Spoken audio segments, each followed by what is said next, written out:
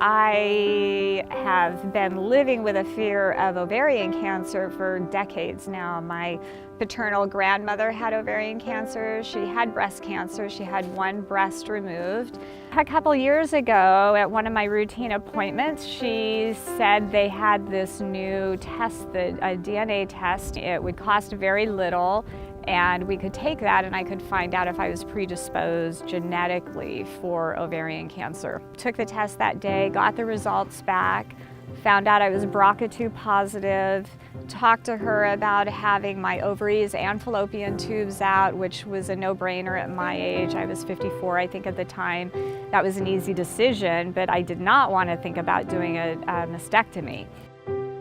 So my first clinical exam, I went in and saw Dr. Westgate, and we sat in the office, and she said, "I'm just really concerned that you're not considering a double mastectomy." And it was a shock to me because I thought we were beyond that it wouldn't be necessary.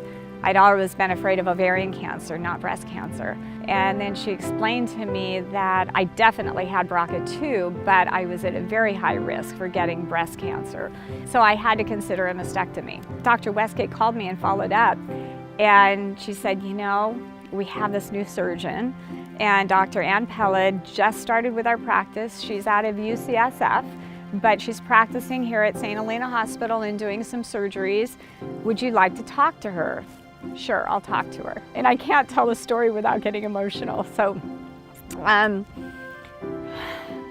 I went in to meet with Dr. Peled, and we sat down, and just immediately she put me at ease. Jeff couldn't be there that day, but she talked to me about this new procedure that they're doing where they do direct to implant. She said that she was pretty convinced that she would be able to do the implants under the muscle during the one surgery, which meant that I did not have to go through the expanders and going in once a month to have them filled and have drains and then have another major surgery to have the implants put in. And on my way home, I called Jeff and I said, "This is an easy decision for me. Otherwise I'm playing Russian roulette if I don't do this." We planned it as soon as we could, and she did the surgery at St. Helena Hospital. The hospital takes such impeccable care of you. She started me on physical therapy. Within 6 weeks, I was back riding my horse, and I am 100%. I can do everything I did before. I'm as strong as I was before, if not stronger. My ovary, that surgery was a dream too. They did it laparoscopically, and it was a week recovery time. It was almost nothing.